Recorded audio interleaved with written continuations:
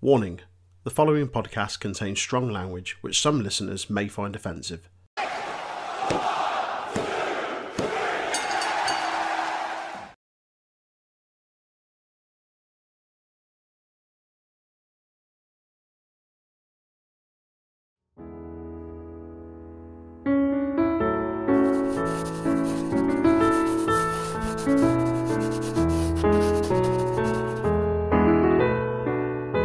Hello everyone.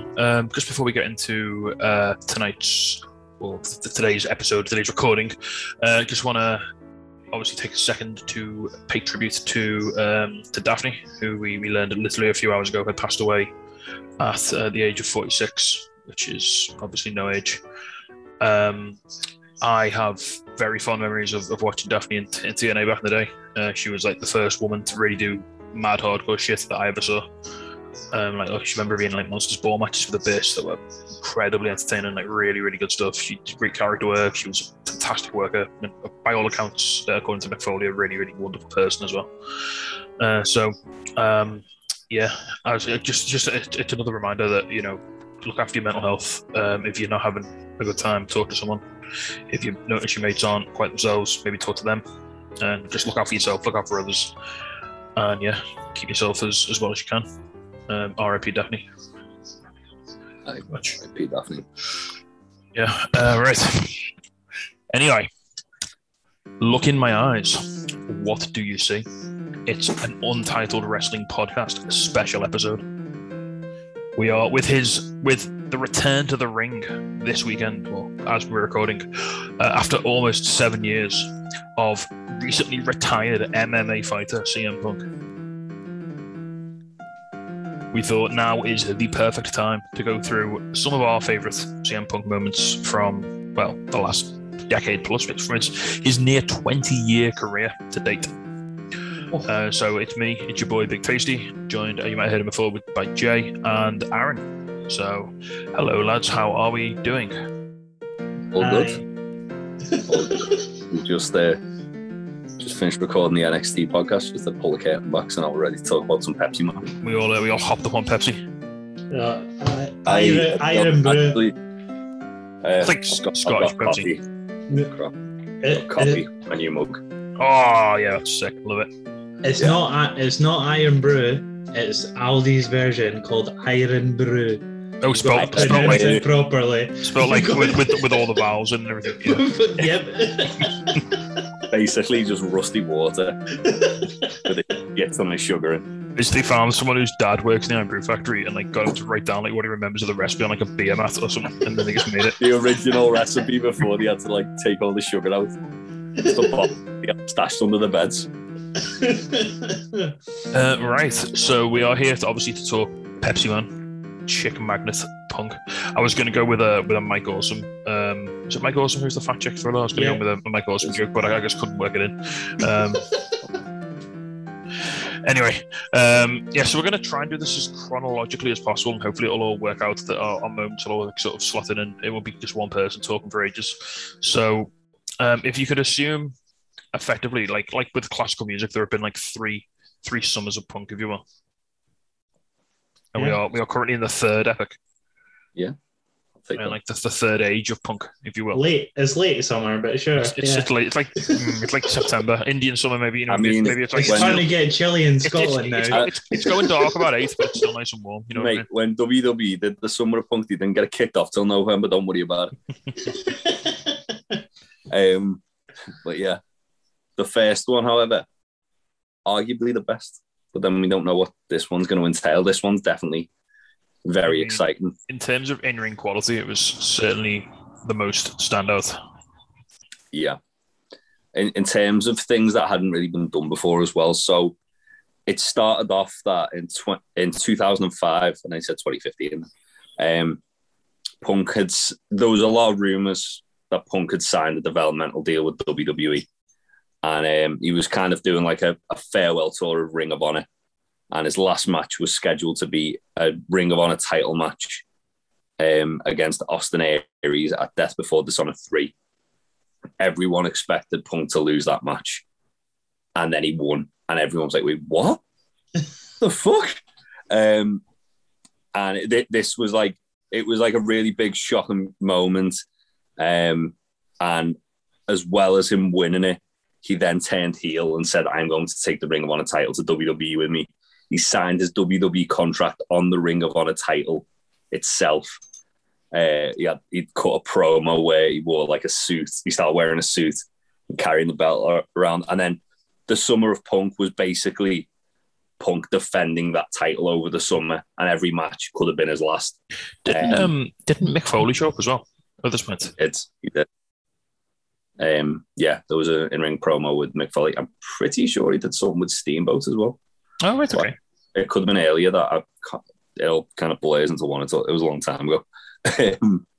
And yeah, it was unprecedented, because if you watch the Best in the World documentary about Punk, which I assume still on WWE Network, I don't think they've took it down yet, but it might get some Ultimate Warrior treatment. He talks about how he'd agreed to join WWE, but he wanted to do this one last storyline before he actually went into WWE and kind of integrate, like, blur the lines of like reality and fiction. And I mean, that's everything you can really do like once in a career, isn't it? To be fair, so Yeah. you'd think so, yeah. But then it's No Chill Phil, so you know he's done this a few times now. let's go back to the well. Just fucking do it again. But yeah, so it was basically just Punk having awesome matches against people trying to dethrone him. He eventually lost the title to James Gibson, aka Jamie Noble. I mean, can you just think about that nowadays? Like CM Punk dropping a belt to Jamie Noble. Yeah, this was after he was Jamie Noble as well. To be fair, he just kind of like returned to the Indies and then become James Gibson and was like just a wrestler's wrestler. But yeah, it was really cool, and it was kind of like the prototype of what Punk would go on to be. Like the sort of being able to like pull out these stories where you're just like, how the hell is he doing this? Like, how's he getting away with doing this? And you could say this was kind of like sowing the seeds early on of like the pipe bomb promo years later. Yeah, it was very Pillman-y, wasn't it? It was like the whole. It was very. You could tell there was like a lot of inspiration from Pillman, and it was it come off the heels as well. He had a trilogy of matches with Samoa Joe, which were phenomenal. Yeah, I was going to say it would be remiss to talk about this period of Punk's career without he had like a war with Samoa Joe. So the first match was a trilogy. Yeah, they did 3 matches. First match was a 60-minute time limit draw. The second match was a 60-minute limited time limit draw, which was the first match in 7 years to be awarded a 5-star rating by Dave Meltzer. The last one being Shawn Michaels Undertaker at Bad Blood in Your House. And then the Joe finally won in the third one. And shortly after, both guys got signed. Punk to WWE, Joe to TNA. Yeah. Also, I'm going to throw out a little. This is not an honorable mention, but just around this time, he was also wrestling in TNA. He was part of Raven's The Gathering group. Yeah, Clockwork Orange match is the standout. But he, I mean, it wasn't a fantastic run, but he was paired mostly with a guy called Julio De Niro, whose real name was Brian Wall. He was alright. And then he basically got released because of, well, a few bits and bobs. A part of it was TNA's Ring of Honor deal, sort of breaking up. But he also apparently had a fight with Teddy Hart. I mean, who doesn't? Yeah. They finished the Punk Raven feud in Ring of Honor as well, didn't they? Yeah. In 2003, which was weird within itself that they started the feud in one company and then just kind of like took it over to another and finished it. Yeah, at one point, CM Punk in TNA was managed by James Mitchell. He was. What a time to be alive. He was.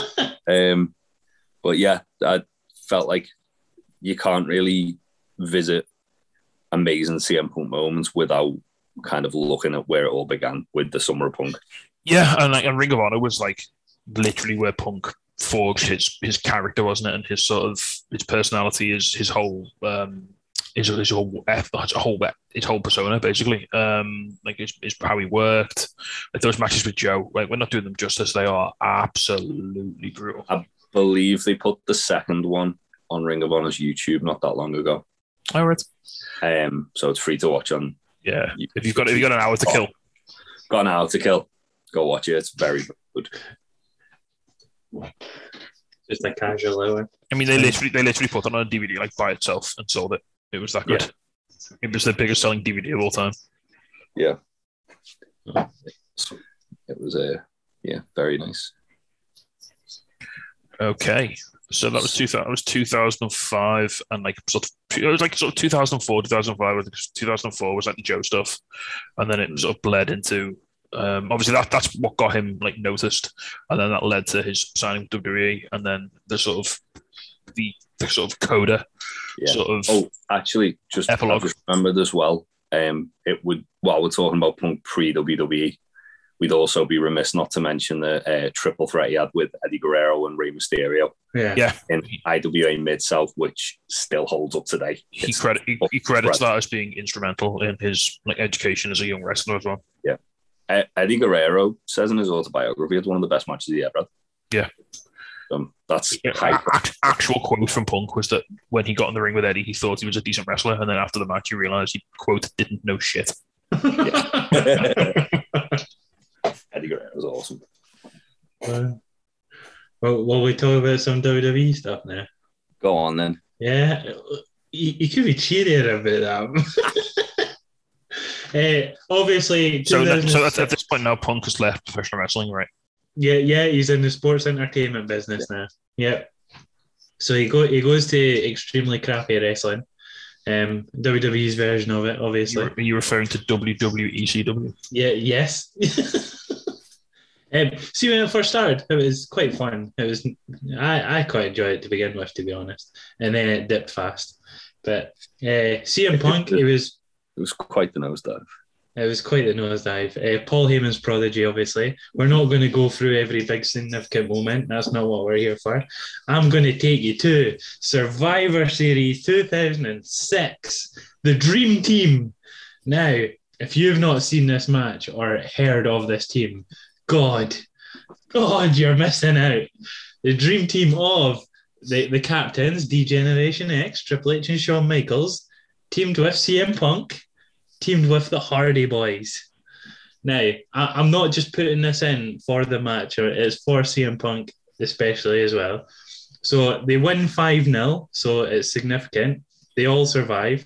But it's moments like at the very beginning before everyone, like the match even starts, CM Punk comes out, massive like chants and pops for him constantly. Like he's more over than I think DX in that crowd. It's ridiculous. Triple H even realizes this and goes, CM Punk, do you want to do the "Are you ready" part of our DX shtick? Just to point out, this took place in Philadelphia. To Philadelphia, right? Okay. So that might explain the slightly smarky crowd. Well, there you go then. So yeah, CM Punk over as hell at this show. Yeah, and at one point as well, like during the match, CM Punk could have easily been eliminated because he gets RKO'd by Randy Orton and Triple H saves him. So he could have been eliminated. Like they're putting him over with these tiny little touches on the main roster. He only saved him there so we could bury him later. Yeah. But he didn't have enough dirt on his shovel. So I think CM Punk eliminates. I'm sure it's Orton. I mean, it's not the most. It's not the most star-studded of teams they're facing, is there? It's fair play. It's everyone's rival at the time. Well, it's Edge and Randy Orton. Yeah. It's Mike Knox. It's Johnny Nitro and Gregory Helms. Yeah, so it was everyone's rival at the time. This is like with Helms. This is like invasion levels of team imbalance here. I mean, Shawn Michaels, when he eliminates Mike Knox, literally goes, "Who was that? Who is that? Who is he?" Also, was he in the match? I mean, they might as well put him in a crate and send them back to OVW, mate. Shawn Michaels is like one of the unsung heroes of this match, though, to be fair. Like some of the comedy he does is fucking brilliant. honestly, this match it's not even good for the. It is a good, like there's good wrestling in it, but it's mainly for everything else. And I know you do love a good Survivor Series match, don't you? I'll if they do Survivor Series right, it bangs. Yeah, I was talking to you about this just before we started recording, Aaron, where Shawn Michaels like puts his arm around Melina and then looks at her and they both scream at each other. It's just so good.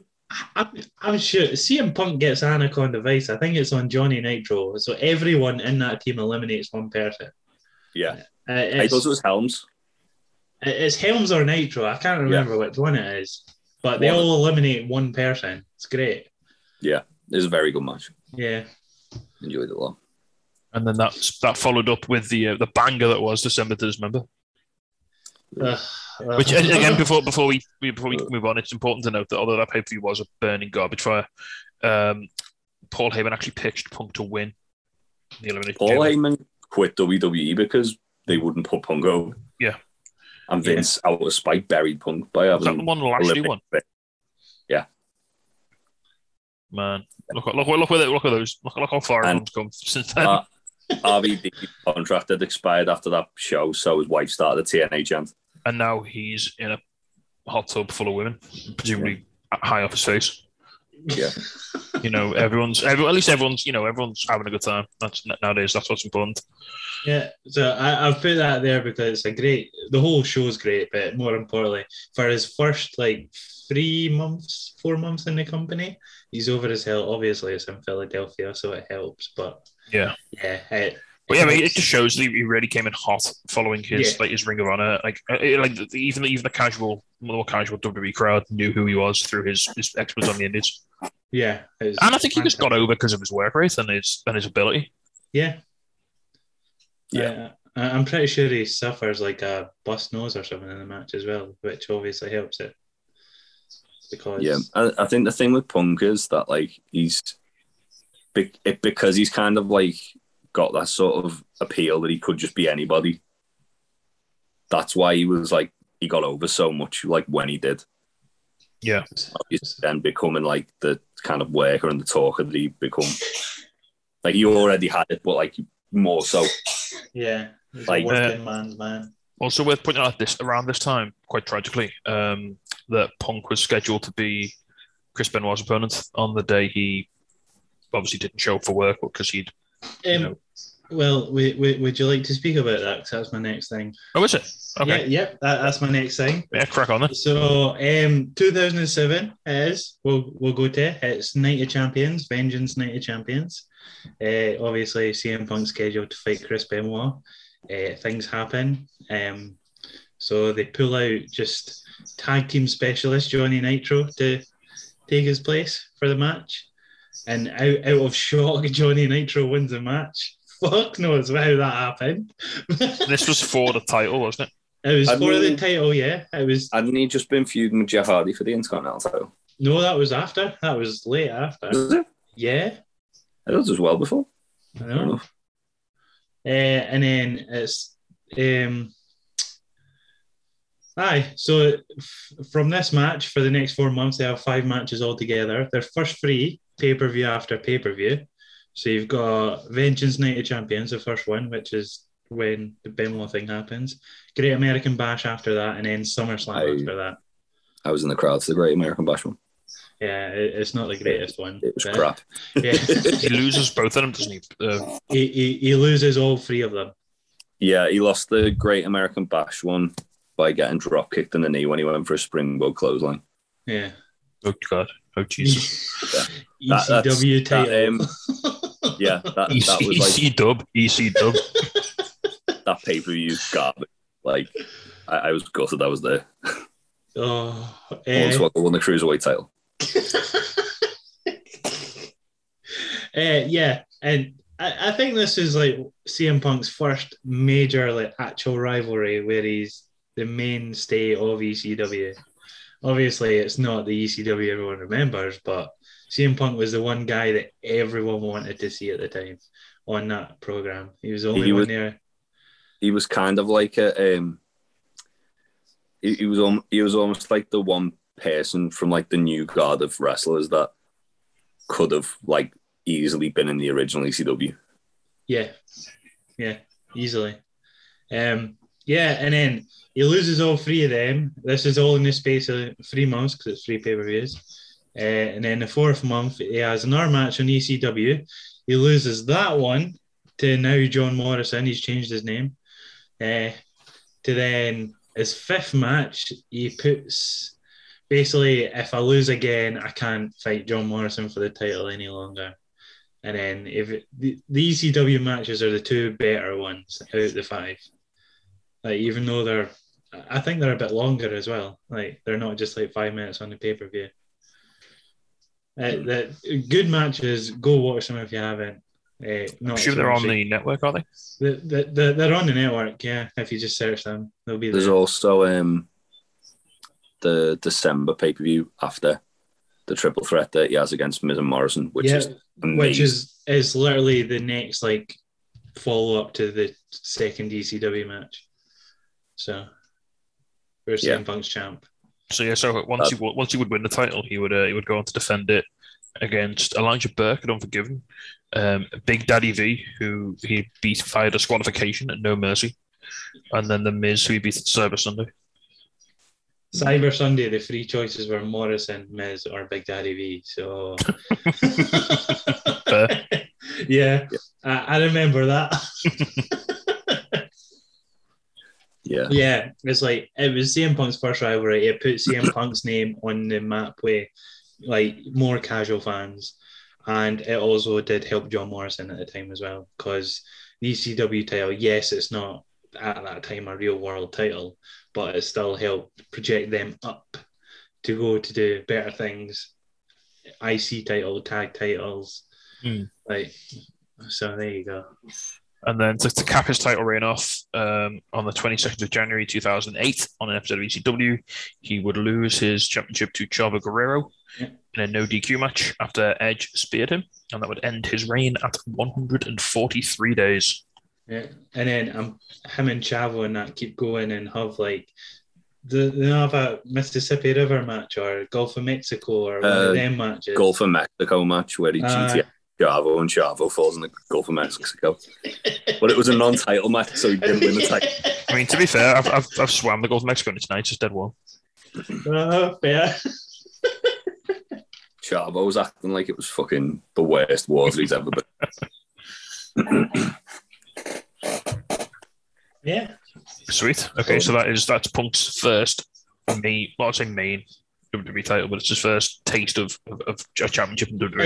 It's his first proper rivalry, for a title and things as well. And it's performed in the WWE tradition as well by having like 5 straight matches. Yes. Yeah.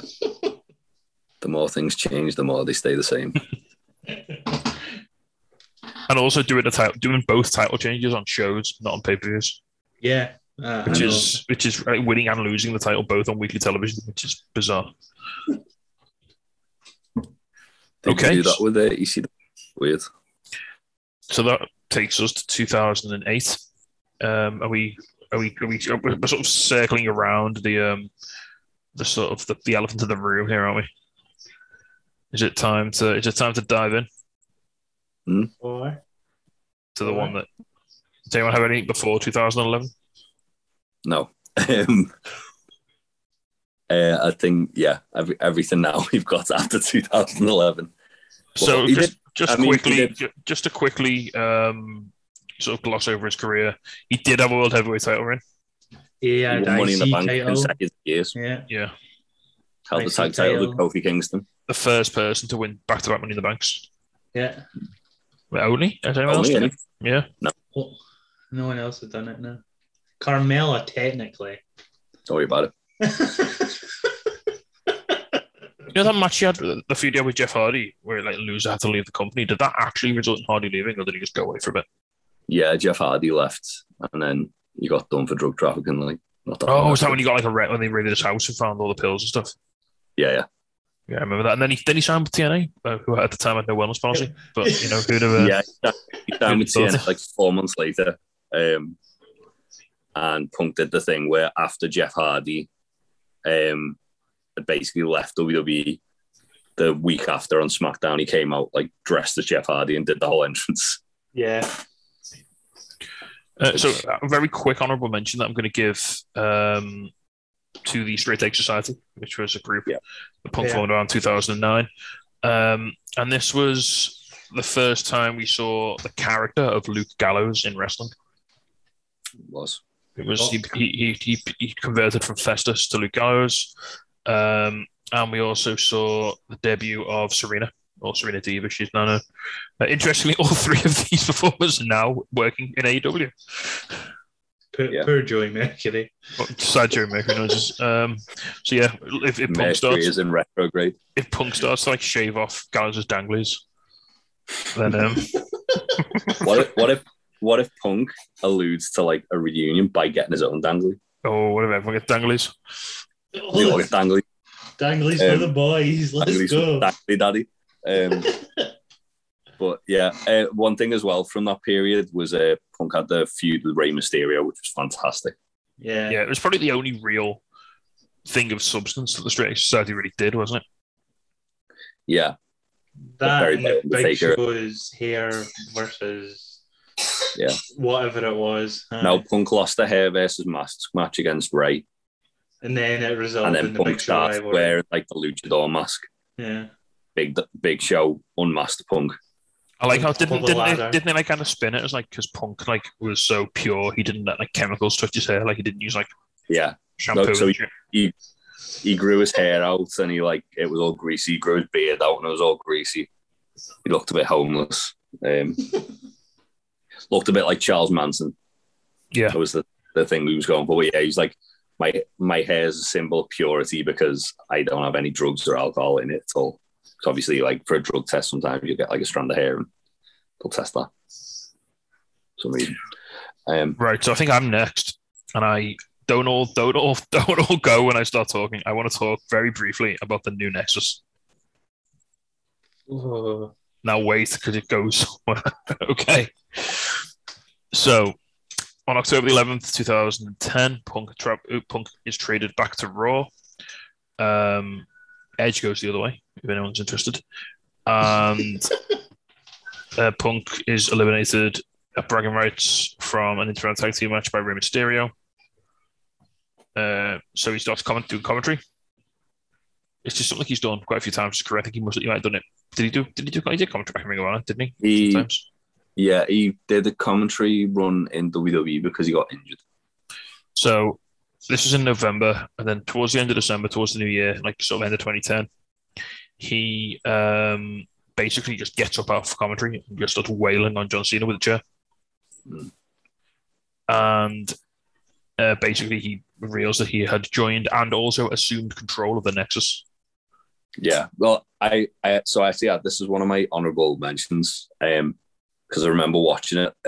I actually stayed up to watch Raw because it was when Raw was good. And you'd want to stay up and watch it. And it was such a cool moment because it was like the Nexus beat Cena down and then Punk come down and beat Cena up. Yeah, so he come out and make the save, didn't he? And then like basically. And then there was just like a Nexus armband lying in the ring and he's just sits on the chair and he just like slowly picks it up and then looks at it and then puts it on. It was just a really cool moment. It was one of those things where like the end of Raw where you're like, oh my God, I can't wait to watch Raw next week. Now it's like, oh my God, I can't wait to turn Raw off, which is really sad. Right, so this leads to, I mean, unless there's some bad shit like the core, don't Google it. Yeah, no, 2 hours. But what I want to get to, and the bit I remember fondly of this period, is the 2011 Royal Rumble. That's fair, yeah. Yeah. I mean, it didn't achieve anything. It didn't amount to anything. It didn't lead to anything. But Punk comes out first, and this is the biggest Rumble they ever had. Right, this is 50 guys, right? 40. But it wasn't the greatest Royal Rumble. Yeah, it was the largest Royal Rumble. Anyway, so 40 dudes, and Punk's out first. And for the entire like sort of first third maybe of the Rumble, I'm sure it was longer than that. I think it was up to like entrance number 22 or something.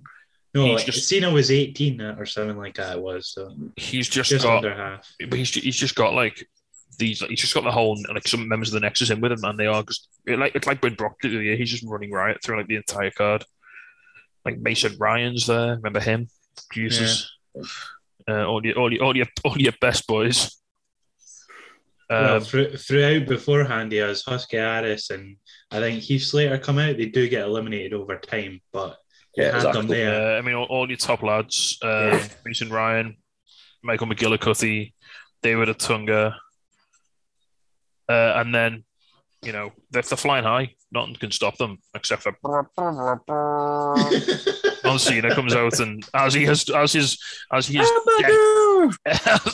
destined to do. Like the only thing he can do in this period, if it's going to be great, was just kill Nexus members, and he does it with shocking efficiency. Kill the youth system. So at this point, CM Punk has 7 eliminations. Yeah. And then John Cena equals that by like destroying the Nexus, basically. Yeah, that's sad. Yeah, but up until that point when he would go in the mic in between every. Yeah, and he would like when there was like not doing because everyone been for he'd like sit in the middle of the ring, he'd cut a promo, and it was now just that I have your attention and all that. It was just a really interesting way to sort of book like half of a Royal Rumble. Yeah, it's like this extended showcase of like this is what Punk can do, like on the mic and in the ring, and it's like this he's still in this sort of like cult leader sort of personality, which is really cool. Could say a cult of personality. I was waiting on it. Could say that. I mean, you could, but I mean, I wouldn't dare to, but So yeah, there you go. I mean, it didn't achieve anything. I think who won that? Yeah, I can't remember. Was that one Rey Mysterio? Don't worry about it. No, don't worry about it. Don't worry about it. I actually watched this. I watched the whole one. It's just the one where like, it's just the one with a really stupid finish where like Santino almost wins it. Yeah, where El Del Rio thinks he's won, and then Santino crawls up under the ring, and then he throws Rey Mysterio. He throws Del Rio out, and he thinks he's won, but Del Rio like skins a cat or something, gets back in, and throws it out. Yeah, don't worry about it. Don't worry about it. That whole 3-month period where Santino almost wins the world title. Yeah. And then he did it again when they had him feuding with Daniel Bryan years later. Yeah. That match lasted 1 hour and 9 minutes. It was the longest Royal Rumble up until the 50-man greatest Royal Rumble match. Yeah. Largest Rumble. CM Punk lasted just over 35 minutes. There you go. Half the time. He eliminated Daniel Bryan, John Morrison, Mark Henry, Chris Masters, Tyler Rex, and Vladimir Kozlov and R-Truth. There you go. Fine. Fair enough. Shall we move on to the other big elephant in the room? I mean, there's nothing else he did in 2011, is there? I mean, we've done the Royal Rumble. Like, what else? Leading the Nexus. He's Sledgehammer. What? Okay.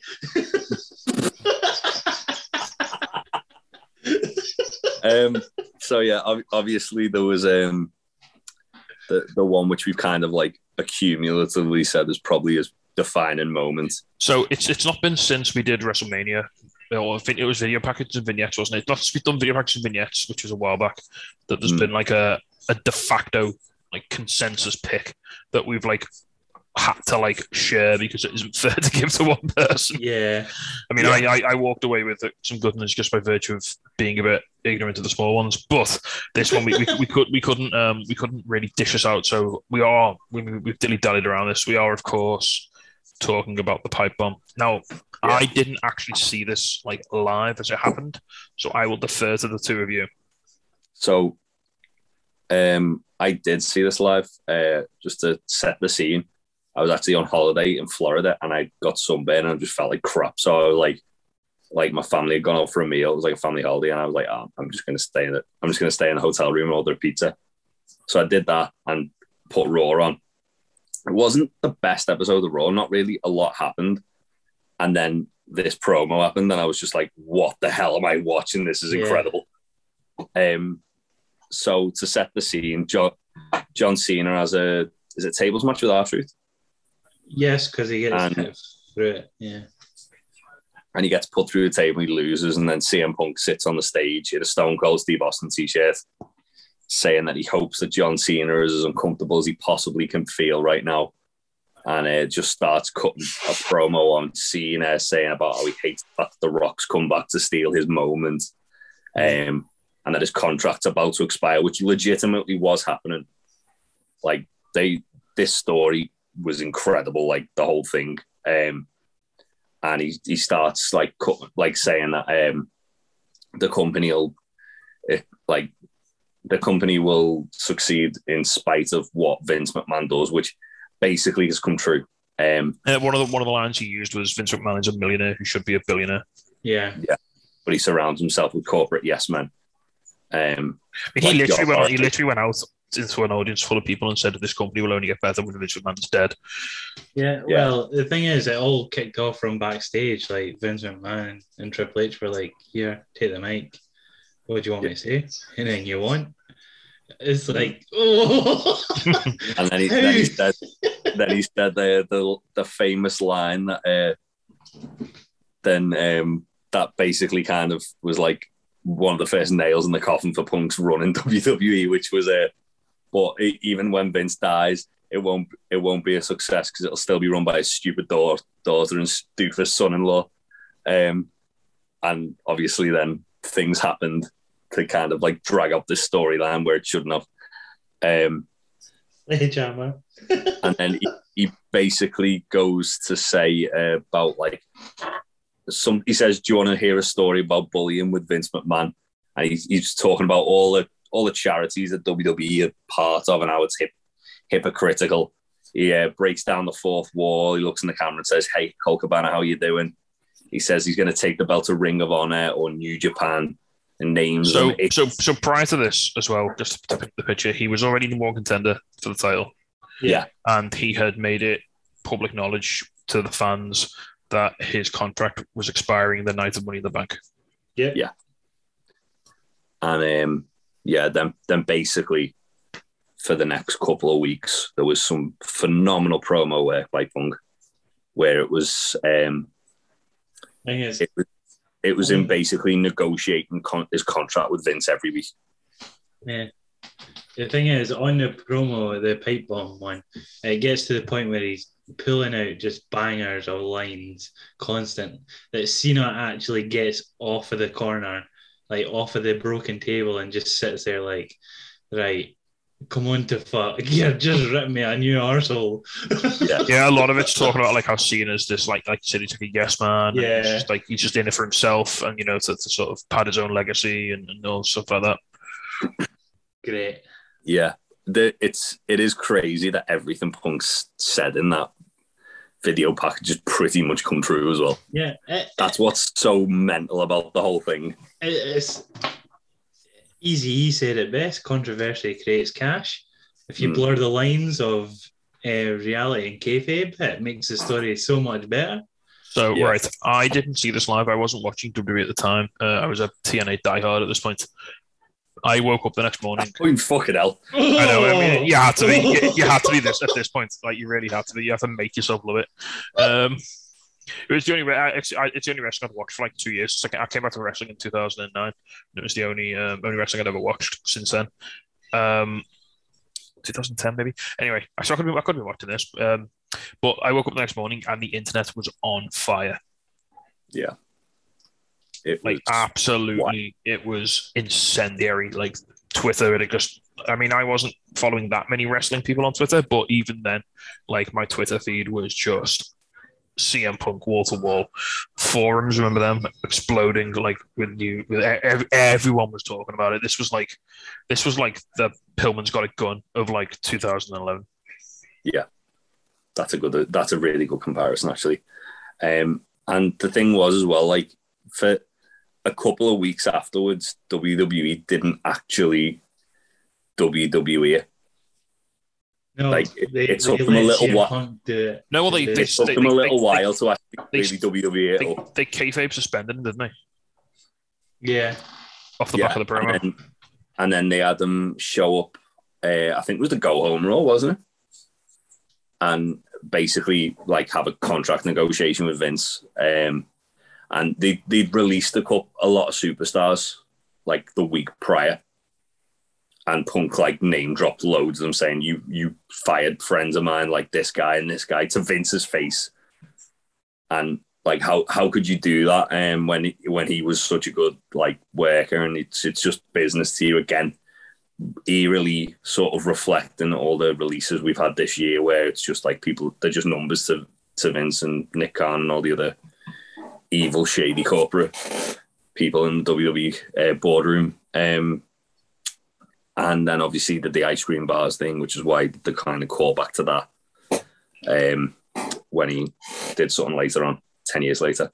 And this led to the match itself, the money match, which, do you want to take it away, Big Tasty? So I did watch this. So the build to this pay-per-view was enough to make me watch this pay-per-view live. Considering that I wasn't a WWE guy at this point. I was hardcore into Hogan's TNA, and that was my wrestling. I mean, to be fair, around this point, this is one of the laws. The more bits. Don't worry about it. But yeah, sorry, I stayed up to watch this live. Stayed up till God knows when in the morning, and Jesus Christ! So this match, Money in the Bank, 2011. It's in Chicago. Yeah. You've never seen a crowd like this for a live wrestling match. It's verging on aggressive. Saying that this whole show has evolved around that one match. Yeah. The rest of the card's a bit. It's a one-match show. The show's a good show, but it's everyone's getting more and more this match just hangs over the entire card. Yeah. Everyone in the building is here to see CM Punk. Yeah. Like this is also the show where he drops the best in the world shirt. Yeah. Which people have got it in the crowd, and it's everywhere. The CM every sign is a CM Punk sign. It's the one where it has the I was there, and it's the date on the back as well. Yeah. It's an awesome shirt. So a couple of things before we get into the match. A couple of things that I watched this back before he made his return, just to sort of hype myself up. And things that struck me, one, obviously he doesn't come out to Cult of Personality. No. He's not using it at this point. He comes out to This Fire by Killswitch Engage, which I really like as a song. I think it's really good. I love Killswitch Engage. Punk hates it because it wasn't written for him. It was actually Randy Orton theme that was given to him. Randy Orton entered to it for 1 week and hated it himself. And then they just gave it to Punk because it was just lying around. And they were like, there you go, that. Like, you like that goth music, you like that AFI. Take this. And he comes out and he's still, and on his little like banner with his name on at the bottom of the screen, he's still listed as part of the Nexus, which is hilarious because the pipe bomb promo made him such a massive face that it basically killed the Nexus stone dead. Yeah. They literally just fucked the whole group off because he got so hot. He went off and bombed the cup. He basically willed the core into existence with the power of that promo. So this match, it's CM Punk versus John Cena. It's for the title. Vince McMahon has said that if John Cena doesn't win, he's fired. Yeah. Because of the shame and embarrassment it will cause the company if Punk's allowed to walk out with the belt. Like Johnny Ace has been involved in the build to this, hasn't he? And there's been all sorts of nonsense going on. Like Johnny Ace has been trying to like everyone's trying to like get Punk on side and sort of like, bring him back in. And this is literally the point. This is the 2 minutes to midnight. Like literally, this is the last throw of the dice. Yeah, so it's Punk Cena, and I can actually hang on. Let me just get the stats up for this match. I'm sure it was like half an hour long. It goes on the WWE Network. It starts like the promo videos start like 40 minutes before the end of the pay. Yeah, it goes a while. And the promo videos are incredible. If you haven't seen any of this, if your first time watching CM Punk was a couple of weeks ago and you were wondering what all the fuss is about, and I think this is on the free version of the network. It's old stuff. You don't even need to pay for the network to get it. Go to Money in the The Bank. match itself's on YouTube. But go to Money in the Bank on the network. Watch from the start of this segment, the promo video, like the hype video they put before it, is a masterpiece. It cuts in, like, it cuts everything in, like the pipe bombs cut in there. It cuts in like all the bits of Punk negotiating and like all the bits we rips to Cena. The match itself is 33 minutes long. 33 minutes long. Yeah. I remember watching this live. I had like a couple of mates I'd invited round, and like throughout the day, I was getting texts like off people who knew I was watching it, going, "Are you watching it in yours?" Like, yeah.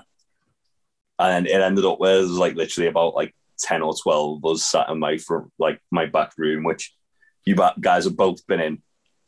It's not that big. Ain't that big. It was full with like 6 of us in there when we were all there. Yeah, we had like 8 of us, I think, in for Double or Nothing, and it felt crowded.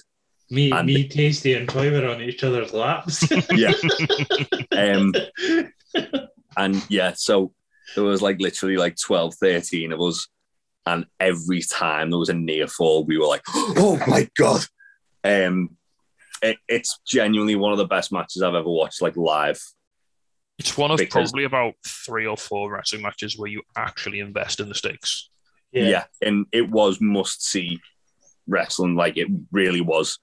It's why I think I'm so excited for this match at the weekend with Punk and Darby, because it's just like going to be cool to see Punk wrestling again, for one, but also it's going to be like edge of your seat, because you just don't know whether Punk's going to actually win, or if Punk's pitting over. I'm going to like start passing the torch. So just to briefly, very quickly run down the match in like sort of 30 seconds. Just to give you an idea of like the sort of carnage. And this was the first this was the last main roster WWE match to be awarded 5 stars by Dave Meltzer. Yeah. 10 years on. Yeah. Was the one recently? 4.75. 4.75 you give to the Triple Threat at Mania. Fair enough. So yeah, over 10 years, almost 10 years now it's been since the 5-star match. This is the last one. Pardon me. So Cena performs 2 separate attitude adjustments on Punk. Punk kicks out the 2 on both. This was like the height of like peak like Cena wins low, where like Cena would just beat the piss out of everyone, attitude adjust them, and then pin them. And like this was the first time like really that someone had just gone nah and just kicked out. Yeah. So the two attitude adjustments, he kicks out like huge, like enormous pops. Like whenever he hits an attitude adjustment, you just hear like the fear just ripple through the crowd. And then like when he kicks out, just the euphoria just pops. It's insane. Every kick out, every time Punk like lifts his foot off the mat, there's like a pop. It's insanity. About half an hour in, Punk hits Cena with a go to sleep. Place erupts. Although Cena's right by the outside, right by the edge, he rolls out the ring. Punk rolls him back in. As he's rolling him back in, Vince and John Laurinaitis, Johnny Ace, come down the ramp, and they're sort of like distracting Punk, shouting at him, sort of wind them up. And as Punk comes back in, Cena locks an STF on him. Punk's like refusing to tap. He's in the middle of the ring. Vince sends Johnny Ace down to ring the bell to say that Punk's tapping. Again, this is obviously a throwback to the Montreal Screwjob. As this is happening, Cena being, showing he's not a corporate stool. He gets out and he attacks Laurinaitis, decks him. You just know, don't. And he doesn't go up to Vince. He's like, not like that. It's like what he's shouting in his face. And then as he gets back in the ring, Punk grabs him, hits him with a go to sleep, middle of the ring, pins him 1, 2, 3. I mean that very truncated rundown of the match does not do it. It is like. Yeah, if you imagine that pop was ridiculous when he won it. Yeah. Imagine a football game, like a soccer game, if you will, where it's like it's a cup final and it's 1-1, and there's 5 minutes left, and everyone's just gone all out attack. Yeah, and it's end to end. Like that's literally what this match is for like 25-30 minutes. Yeah, and then at the end, Vince sends Del Rio out to cash in. Punk manages to GTS him, doesn't he? No, he just kicks him. No, he just kicks him in the head. He just kicks him in the face and knocks him the fuck out. It's great. And then jumps the barricade, blows a kiss to Vince. That famous picture. Yeah. Which is probably appearing on the screen right now if we did our job right and got it to Trey. Yeah, I mean, we'll do it. I'll get it. Yeah. Yeah, and then he disappears into never to be seen again. And we never saw CM Punk again. He took later, he comes back, which I thought was too soon. I thought he could have, like, in that time. So after he won the belt, he posted a picture on Twitter of the WWE title in his fridge, which he famously copied from the future when Matt Cardona did it with the GCW title. Yeah, he did. That's true. He appeared on a indie show as well. It was All American Wrestling. With the title. Him, Colt Cabana, and Gregory Iron all cut a promo. He said he was there to watch Gregory Iron wrestle, which was pretty cool. He also appeared at a WWE panel at Comic-Con. And cut a promo on Triple H. Yeah. And then they done like it was like a tournament. This was I watched this. I was like, I tuned in for the 2 Raws after this, and then very quickly tuned out again. Yeah, so they did like a title tournament on Raw. Rey Mysterio won it, and then John Cena challenged Rey. And immediately, seconds after he won it, and then won it. Like, why not just put Cena in the tournament? Reasons, mate. Well, they said, so obviously Vince kayfabe fired Cena, and then they basically, to get out of it, the board of directors was like, nah, Cena makes us too much money. Rehire him. But all I'm saying is Bray Wyatt didn't die for this. Then Cena wins, and you get like the sort of static interruption and Cult of Personality playing. And that's when Punk debuted the Cult of Personality entrance music. Walks out with the title, stares down Cena with his real title, and Cena's got his replica that Ted DiBiase gave him.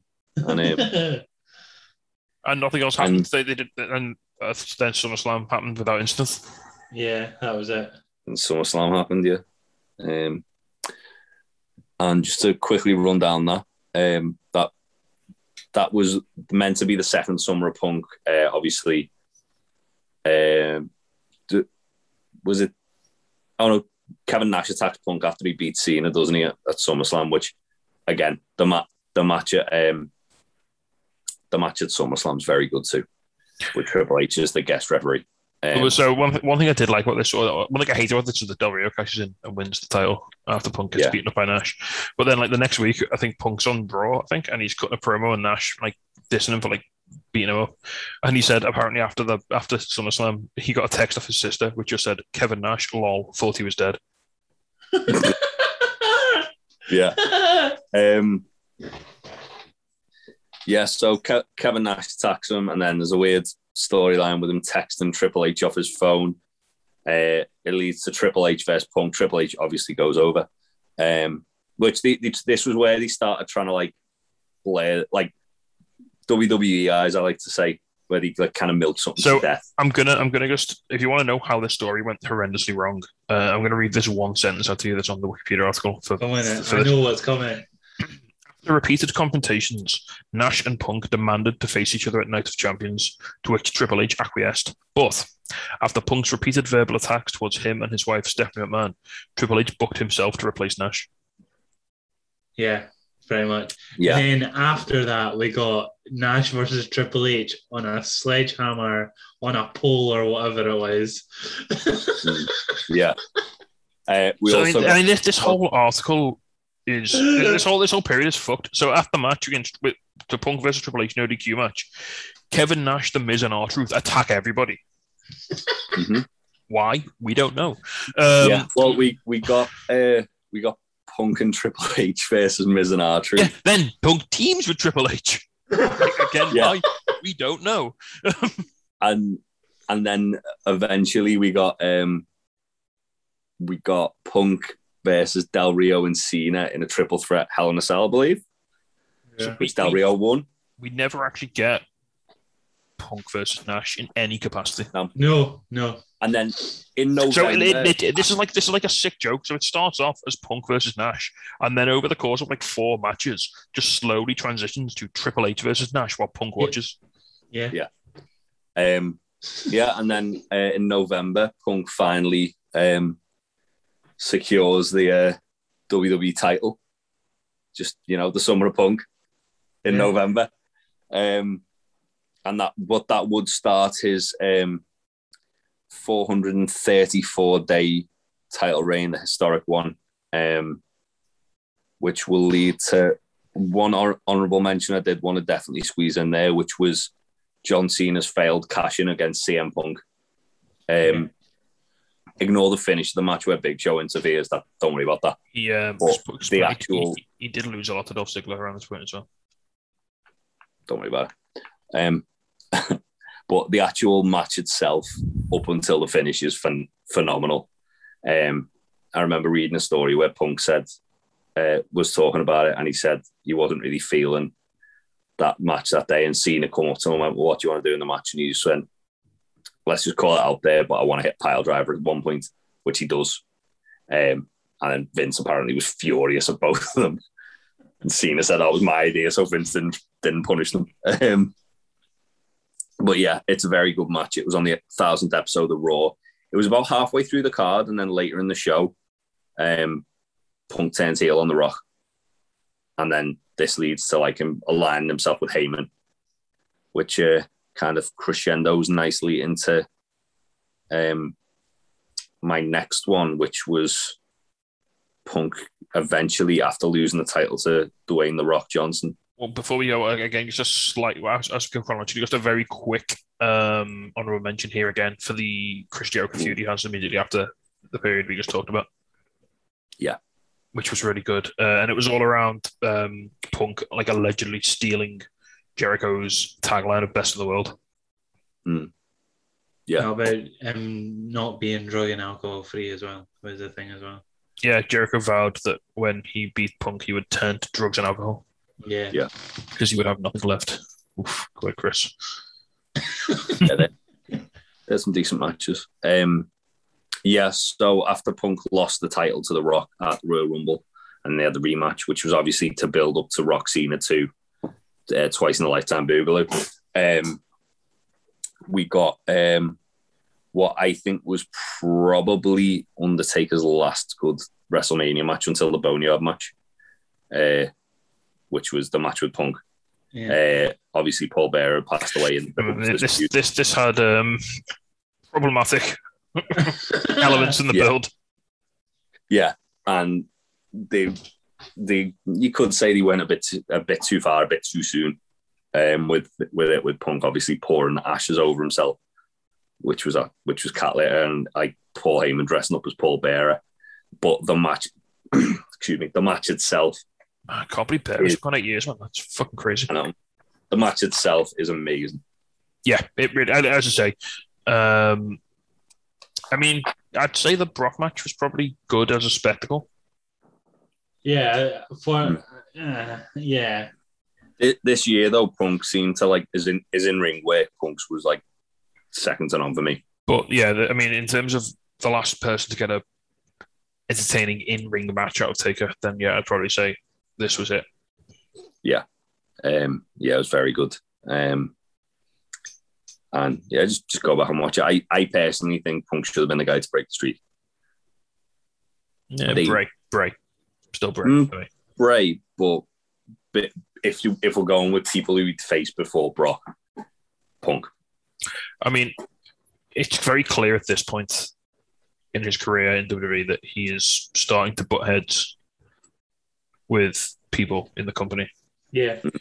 And in another universe where maybe he got on with his employers more and was more, he had a better relationship with his bosses. He could, who knows, he could have been given the rope from that. Because there's at no point here where they look like they're going to strap a rocket to him or give him any sort of push. He's fallen into that, upper mid-card like sort of mixer, hasn't he? Where it's just like he's just another face. Like he literally said, you know, in the big Colt Cabana interview, like he was literally just a body that they needed to go out there and wrestle like 3 times a week, and like it didn't achieve anything. It didn't mean anything. They just needed him to go out and put a match on because they had no one else in that position to do it. Yeah, that's fair. Yeah, he took some time off after WrestleMania as well. Had a really good match with Chris Jericho. I think it was at Money in the Bank. No, it wasn't at Money in the Bank because something else happened. The one before Money in the Bank could have been Extreme Rules. But either way, he had a good match with him. And then Payback it was, sorry. Payback. Then Heyman turns on Punk at Money in the Bank, costing him it. And that leads to do your next point, Aaron? Yeah, SummerSlam 2013. They even gave it a big title: The Beast versus the Best. Oh, so it's like similar words, and they just changed the yeah, letter. yeah. It's good, ain't it? They put an A on Brock because he's an A+ player, whereas Punk's an B+ player. 20 grand that cost to the marketing guys. Yeah, the Brock Lesnar and CM Punk match where, like, before it started, obviously the feud was with Paul Heyman. He wanted to get his hands on Paul Heyman a lot, but CM Punk couldn't because Paul Heyman brought in the Beast, and it didn't go very well for him. And then CM Punk just wanted it, so he was like, "Fuck yeah, I'll fight your Beast." So we got Brock Lesnar versus CM Punk in a no DQ match at SummerSlam. Now, this lasted 25 minutes on the card. The longest match on the card. A Brock Lesnar match going 25 minutes, boys. After 2012. So, well, I mean, 2014, when Brock started just squashing people because he just couldn't be asked. Yeah. So was this after Brock came back? Yes. Yeah. I've forgotten how that's been that long. It's fucking crazy. It was before they really protected Brock though. Like it was when it before or after Suplex City? Before, yeah. Oh, it's when Brock was still losing to Triple H. Yeah. It was after he'd lost to Triple H. Yeah. Right. It was between Brock breaking the streak and the feud with Triple H. Yeah. So a year after this match was when Suplex City was born. Right, okay. I mean, we've got our fair amount of suplexes in this match. Like, Brock Lesnar done his shtick, but then he did put CM Punk over a lot as well. Yeah, It was a really good match. It's one of, I think, my favourite Brock Lesnar matches. I mean, they're both Heyman guys, so you would assume like Punk and Brock probably get on in real life. Yeah, probably. I think as well, it's like the first sort of time you can kind of see Brock like working with like a more like indie guy and going, "Oh, I'm having some fun here." Yeah. And then you can kind of see like that sort of archetype of like Brock having like really good matches with like smaller indie guys like Brian and Brian, like Finn Balor, like AJ. And you go on, well, why can't we just do this all the time? Because it's awesome. Yeah. Just putting Brock against Braun all the time, and you see Brock miserable doing it and just hates it, and it's a boring match. I can't give it justice. Like after the match as well, like it leads to CM Punk just wants Heyman still, but then he just keeps going for him, and then Curtis Axel replaces Brock Lesnar in the rivalry. I was right back as well. Can't be spending that Brock Lesnar money on CM Punk. Yeah, apparently not. It was Punk feuding with Ryback and Heyman. Fucking Ryback, Jesus fucking Christ. Yeah. Thanks, Jed. Fucking wiped it out my memory until you said it. Don't worry about it. But then this does lead to one of my things, so I was in the crowd for when this feud started, and it was really exciting, where we got a tag team called the Beard and the Best, which was Daniel Bryan and CM Punk. And they had, it was at Raw in Manchester. They had like just a random match, those two against the Shield, if I remember rightly. And right, yeah. I think they had sort of been feuding, but it was like, they were teasing it was going one way for the pay-per-view, which was that match, and then he put it on Raw, and it was like, well, that's weird. And then after Punk and Bryan beat the Shield, or I think it went to no contest or something, I do forget the finish of it. The lights went out and it came back up, and the Wyatt family was still behind them, and that place fucking erupted. It was such a cool moment to be in the crowd for. It was a really cool moment in general. And this led to it was weird because Punk was more on the back seat of like the Bray Daniel Bryan feud, but it was like he was there. He didn't really have anything going on. He was there to help Bryan out, and obviously Bray had Harper and Rowan to help him out. And it got us to Survivor Series where we got Punk and Bryan versus the Wyatt family, and I remember the really cool part of this match was just the fact that everyone was chanting "This is awesome" by like the sort of stare down. Bray was sat on his rocking chair at ringside, and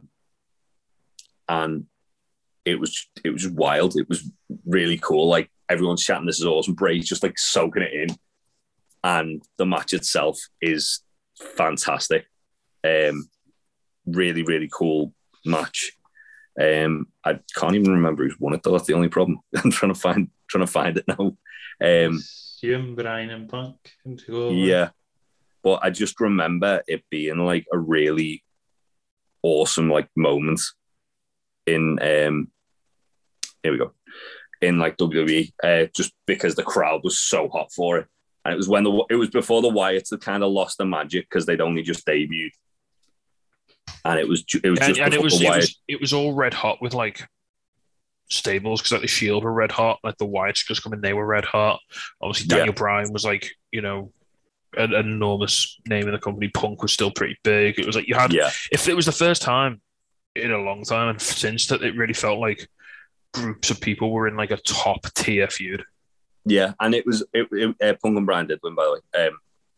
It was basically like. It was that period of time where he were trying to cool Daniel Bryan off from the title picture. He'd won the WWE title at SummerSlam that year, and then the whole screw job thing happened, and so they were trying to keep him away from it. They were trying to give Punk something to do, and they were trying to elevate the Wyatts, and this was how they did it. And it kind of like led on to.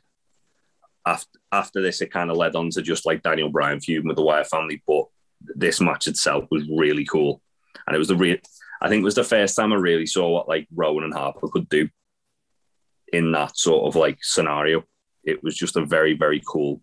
As I say, the crowd being as hot as they were was what made this match more than the actual match itself. If that makes sense.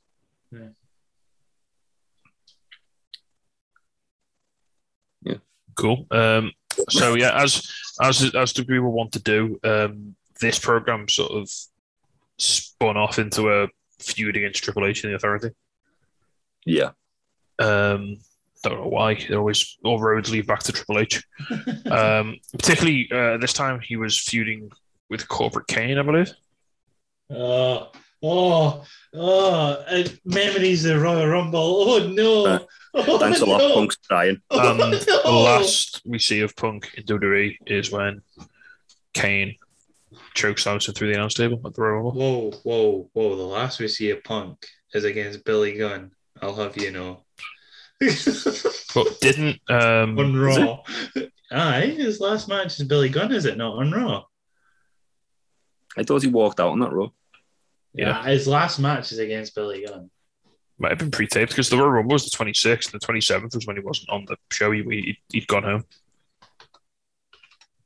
I don't. Let me. Anyway, in the Rumble, didn't Kane like get him out because he was injured? Yeah, he pulled him out from the turnbuckle. Like pulled him by the head. Yeah, didn't Kofi give Punk a concussion? Well, maybe then. Yeah. Didn't he like boot Punk in that? And then, so yeah, it was actually that match. Aaron. It was not Billy Gunn. Yeah, but Billy Gunn was the Monday beforehand. It was his last Raw match. There you go. Yeah, so that's it for Punk and WWE. Before we move on to the final, what would consider like an epilogue, but we don't know what this is going to entail. And before we move on to that, it's worth pointing out that in between his retirement from WWE and his return to the ring quite recently, he did a rather explosive podcast with then best friend Colt Cabana. Then In about November 2014, where he basically just shot on WWE for like 2.5 hours over 2 episodes.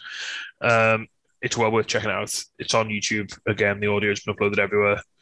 It's pretty. I don't know how much of it's like verbatim true and how much of it's been a bit sensationalized, but it's pretty harrowing. Like the stuff that he alleges. Yeah, the fact that like he literally nearly died on WWE's books because they wouldn't give him time off is frightening. Yeah. When he talked, well, something we'll get to very soon, about being like sick and hurt and tired, and like he couldn't fix himself physically or mentally because of the schedule and everything. He really goes into a lot of detail about that and how it affected him. Yeah. It's sad, man, because this is a guy who loves wrestling, loves professional wrestling. Well, the fact that they fired him on his wedding day as well is upsetting. Yeah. And then obviously he said after he was fired that he'd never return to wrestling. One thing in wrestling is never say never. Yeah, I think he said he definitely would never return to WWE. Yeah. During his time in WWE, he never main evented WrestleMania. Apparently, the Daniel Bryan WrestleMania 30 spot was meant to be for him, wasn't it? And then Daniel Bryan. Well, they were starting a feud with Punk and Triple H, and he says on the podcast, like Vince said, "Oh yeah, you'll be facing Triple H at WrestleMania." He was like, "I don't want to face Triple H at WrestleMania. I've done that. Yeah, I want to be in the main event." He alleged that he was often paid less than other wrestlers in similar spots on WrestleMania cards. He asked very frankly about how wrestlers' pay would be restructured with an advent of the WWE Network, and obviously a lot of wrestlers' pay bonuses were tied to pay-per-view buys. He wasn't giving any answers about that. A lot of issues surrounding his wanting to leave. Yeah, but they were all reasonable, like as well. It's not like he's just being a dildo. No, as I say, it's weird how the pipe bomb is all kind of revealed to be true. And it's almost like a self-fulfilling prophecy, isn't it, at this point? Like, he cuts the pipe bomb and then everything he says is basically the state WWE's in now. Yeah. It's very peculiar indeed. What else happened, Tasty? Here we go, all the way up to a sort of weird period of a couple of days earlier this year when, first of all, there were sort of strong rumors that AEW had been in talks with Daniel Bryan about signing a contract. He obviously left WWE shortly after this year's WrestleMania. That seemed like something that would never happen. You just assume, they wouldn't let him walk and like sort of. Anyway, and then that very quickly was followed a lot more sensationally and a lot more sort of elaborately, like sort of outlandishly even, by rumors that AEW had also been in talks with CM Punk. Well, it was the same day, wasn't it? Yeah. I think it was literally like, because I remember I was in the brewery on the day, and I remember like waking up to the Daniel Bryan news, and then as I got to the brewery, like the CM Punk news was about. Yeah, I was in work, so like I'd seen the Daniel Bryan news, and then our Discord kind of went into meltdown, didn't it? And yes, I literally I'd not looked at my phone. Because I was working, but Discord was just popping off, and I was like, "What the fuck's going on?" And the first thing I saw was like a notification off Fightful Select saying CM Punk can talk to return to wrestling for AEW. I was like, "Oh my god!" And then we were all like, nah, it's not happening. It's not happening until like something happened. It's not happening. And shortly after, I think it was literally like Dynamite that night, wasn't it? I think it was a while after. It wasn't that early. It was like a week or two after. Yeah, it was a week or two, definitely. Yeah. Yeah. And then some boy called Darby Allin just said, even if you're the best in the world, even if you think you're the best in the world. So Yeah. in AW then, like it became wrestling's worst kept secret. They booked a huge show for a seemingly random episode of Rampage. They named it the First Dance. The 20,000 seater arena, which is bigger than the one they're holding their pay-per-view in this weekend. They sold it out in like an hour because like it's Chicago, man. Little things, so like Matt Jackson started using some of CM Punk's signature moves during wrestling matches. Kenny with his t-shirt. Kenny had a Cookie Monster t-shirt, then he had a Chicken t-shirt. Like little teasers here and there, you know. And then so we get to August 20th, 2021. Punk as well was he was doing a lot of stuff on like his Instagram. Like he went quiet on Twitter for a few days as well. So. He went quiet on Twitter, but then his Instagram story, he kept like, so he put Sirius by the Alan Parsons Project, which was the music that the Chicago Bulls would walk out to. Yeah. Jordan was playing for them. And he had like a black screen with that playing. And then he put something up. I think the song was still playing over it then as well, where it was like 05, 11, 21, which would indicate like the last 3 wrestling contracts he'd signed. And then and allegedly the 3 Summers of Punk. Yeah. And then he, on the day, fuck me, he was like trolling the shit out of everyone. Yeah.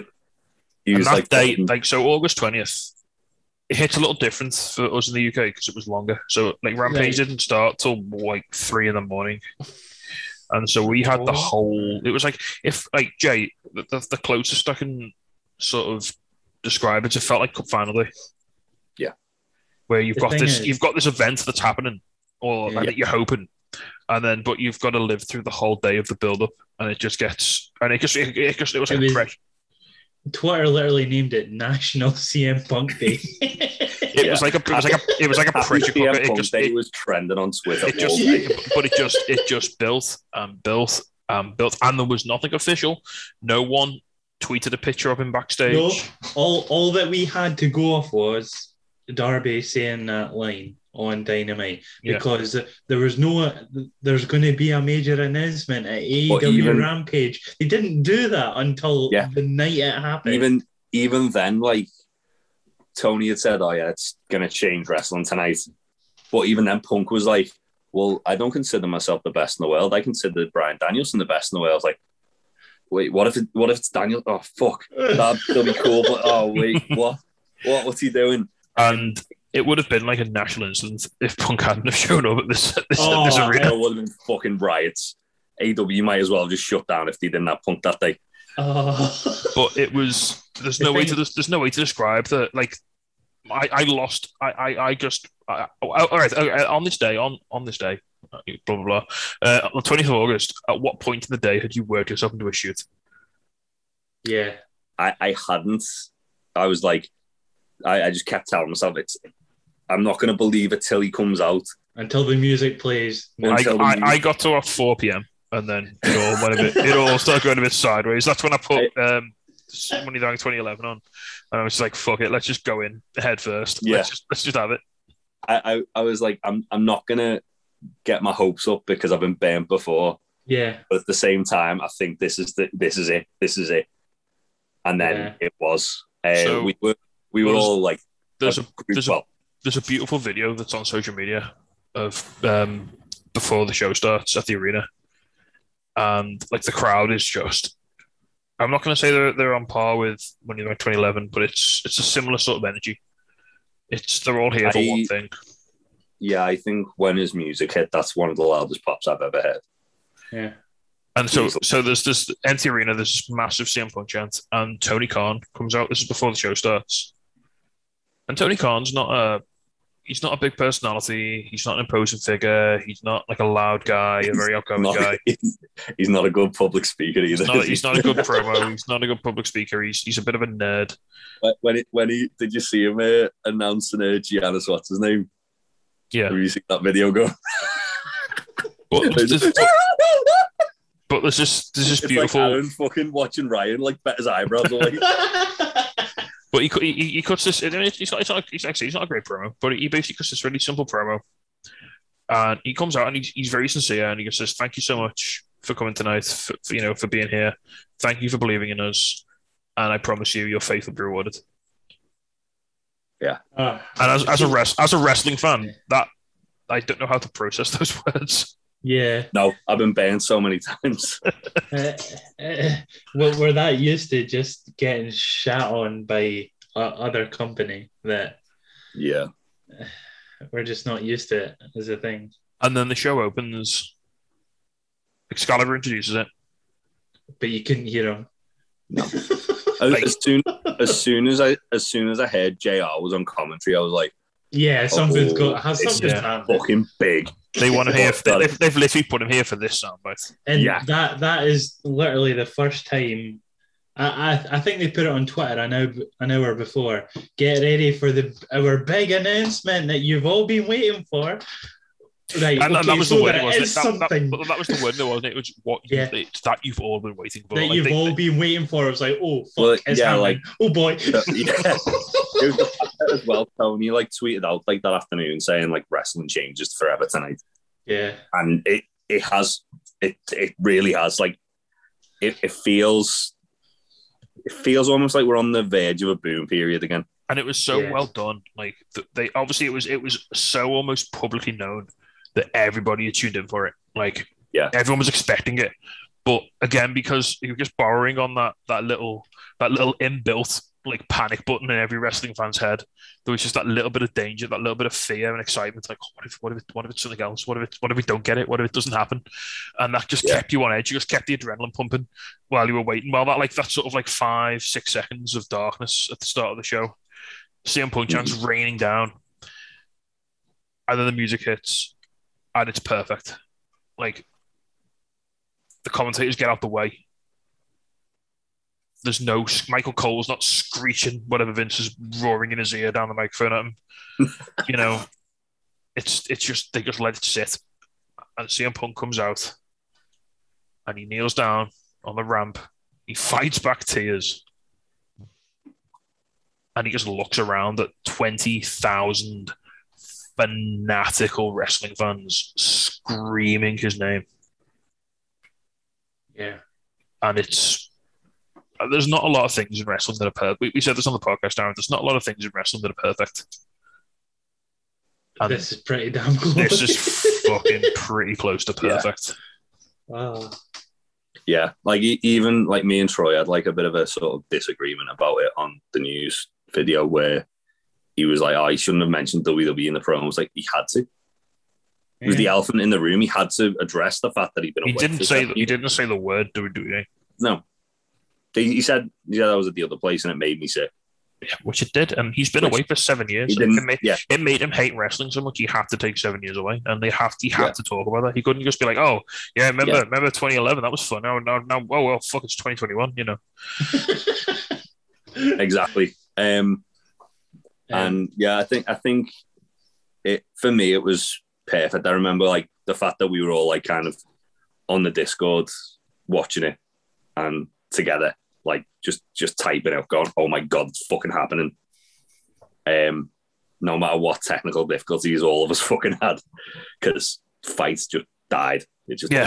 I missed his actual entrance because the app exploded. Yeah. But hey, I think I could probably hear it from where I was sat. To be fair, he'll never draw money, boys. He'll never draw money. Yeah, he won't move that needle. No, he's never. So here's a thing for you. Out of curiosity, have you got Ringer shirts back on the Pro Wrestling Tees site yet? Oh. Okay. So that's my friend, Hausen. CM Punk on YouTube for AEW channel, right? So average everything hits like what, a couple of 100K. Yeah, if it's not even the promos packages for like his Darby Allin match, so it's just a promo package for the match or that, they're at like 500,000. Now everything else, however, is 1.3, 8.4, 5.6, 2.5, 1.9, and like, and they've I'm all guessing. got, I'm like, guessing. I'm guessing the 5.6 is the debut. 8.4 is CM Punk has arrived, and 5.6 is CM Punk speaks for the first time ever. Yeah. Okay. So they're the two big ones. But I woke up the next day and I had text off mates who had fallen out of love with wrestling when Punk left, because they said he's my favorite wrestler. If he's not about, I don't really want to watch, or I don't want to keep up. And they were texting me going, "Oh my God, he's back!" Like, and asking me how they can watch AEW. Like, where's the best way to like catch up with everything that's going on? And but he doesn't move the needle, boys. Oh, he doesn't. No, you just crashed 3 t-shirt websites and not 2 t-shirt websites in the first 30 seconds of coming out. Yeah. Considering there were 2-hour queues for the merch stand. That's bad. That's fuck up. Pro Wrestling Tees announced that early, on the Monday that they bought the entire US stock of white ringer shirts that was available. And sold out already.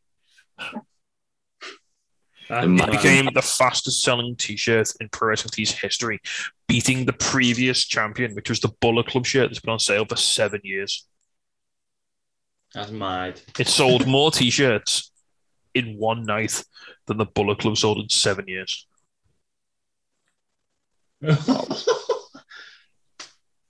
Get straight out society versus the Bullet Club, boys. Let's go. Battle for Doc Gallows. Joey Mercury in a shark cage match. And here we are. So this is where we landed. We are, as time of recording, you'll probably, if you're watching the video version of this, you might got it on the day of the pay-per-view. If you're listening to the audio version, it's already happened. As we sit, it is Thursday evening. The pay-per-view is on Sunday. This will be CM Punk's first professional wrestling match in 7 years. Yeah. He's taking on Darby Allin. I mean, we literally had this week's Dynamite with Sting running in to save CM Punk from a beatdown. Like, what the fuck is happening? And basically, more or less confirming we're probably getting Punk versus Sting at Full Gear. What's going on? Yeah. Last week, CM Punk. Last week, CM GTS, as CM Punk, because he's obviously the ones where he had the mask on. Yeah. In 7 years, on Jeff Parker of 2.0. Formerly Everrise. Formerly the Everrise. They've had a fucking good year. They've had a wild They got time. released earlier this year. They've gone from being released as comic relief to fucking feuding with Sting and CM Punk. You're in the ring with CM Punk, lads. What are you going to do? You fucking Sting at they adopted their boy, Daniel Garcia. Their son. Their son, yeah. Daniel, their son. Yeah. I love the fact that Matt Lee referred to Garcia as our son, Daniel Garcia. Yeah. As he was coked out with his brain, probably. And there we are. Yeah. So CM Punk will fight Darby Allin in what is sure to be a fantastic match. He's also, it got announced today, he's going to be on commentary on Rampage tomorrow night. Yes, for Darby's match against Daniel Garcia, which, just give me more Daniel Garcia all the time. I mean, he's probably going to wrestle Punk at some point soon, isn't he? Because he's wrestling everyone else. What a year he's having. What a year 2.0. What a year Punk wrestling Minoru Suzuki and Jay White in the same week. Yeah. Might as well just put him against Punk just for the laugh. Just for the crack. Yeah, so I think that brings us bang up to present day, and I think that's gonna bring us to a close here. So that is a very meandering look at the career of CM Punk from his early days in Ring of Honor all the way through to his road to All Out. Yeah, it's been cool. Yeah, join us next month when we do our look back at Daniel Bryan's career. Now Bryan Danielson. Or Adam Cole, depending which one debuts first. Bring your neckties and choke out your favourite ring announcer. Imagine if he just shows up at All Out and just pulls Justin Roberts' tie off and chokes him with it. Just chokes fuck out of Justin Roberts. That's right. That's how I want him to debut. You know, If Justin Roberts isn't wearing a tie at all out, it means he's coming in. he's got the fear, What if he goes to do it and it's like one of them like elastic ones? and it's a clip on, and he just takes it off and he looks at him, He's and led. he just gets him in cattle mutilation. Oh, yeah. So thank you very much for joining us, guys. If you've not already watched it, if it's about to happen, enjoy the pay-per-view, and we will see you all very soon. Bye. Bye. And now a word from our sponsors. Do you like beer? Of course you do. Do you like wrestling? You wouldn't be here if you didn't. Check out topropebrewing.com, our very own Big Tasties brewery. They do a great deal of wrestling-themed beers, including Cold Stone Cream Austin Ice Cream Pale Ale and Papa Mango Mango Pale Ale also. They also do an array of T-shirts, masks, cans, and mini kegs. Check out topropebrewing.com, or if you live in the Liverpool area, go to the brew tap in Bootle. And fatface.com, where if you've got a minging beard, you can get beard balms, oils, and grooming kits. They also do apparel. If you put whatever you want in your basket and then go, Aaran, where do you get your discount? You go into the promo code at the bottom, type in UWP20 for 20% off. And proceeds of your purchase do go to testicular cancer charities.